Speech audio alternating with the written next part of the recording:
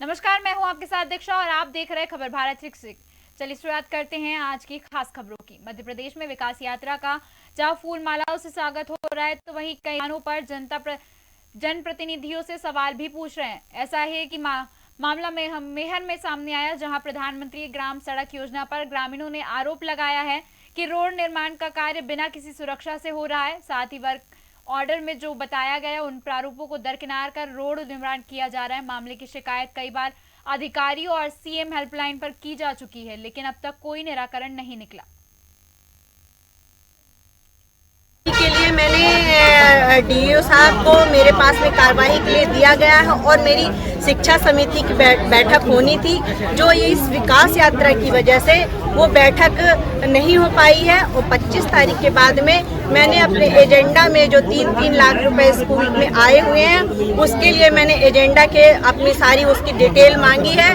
और आपको बता दूं, मैंने निरीक्षण भी किया हुआ है और उसके द्वारा मुझे पता चला है कि जो स्कूलों में है जो नहीं, वो जो 3-3 लाख रुपए मिले हुए हैं उसके माध्यम से काम नहीं हो रहा है, तो उसकी मैंने जवाब मांगा हुआ, अपने एजेंडा में इसको शामिल किया हुआ है। 25 तारीख के बाद में मेरी शिक्षा समिति की बैठक होगी, उसमें मैं उसको जवाब को सवाल। जरियारी से डलहा मार्ग के बारे में क्या कहना चाहेंगे? मैं ये कहना चाहता हूँ कि भारतीय जनता पार्टी की जो सरकार है इतना अच्छा काम कर रही है। ये रोड बनाने का काम जो है नेशनल हाईवे से जोड़ दिया गया है, तो बहुत अच्छा काम है। लेकिन जो काम किया जा रहा है वो पूर्णतः NIT से बाहर किया जा रहा है। पूरे रोड में शोल्डर में मिट्टी डाल दिए हैं, खेत की खोद के वो पूरा धूल उड़ रही है, बीमारी फैल रही है और कोई पुलिया नहीं बनाई गई है, अधूरी पड़ी है। मैं निवेदक सीएम हेल्पलाइन में शिकायत भी की है, उपाध्यक्ष जी को, जिला पंचायत उपाध्यक्ष जी को दिया भी गया है। तो मैं आग्रह करूँगा कि उसमें कार्रवाई करे जो अधिकारी।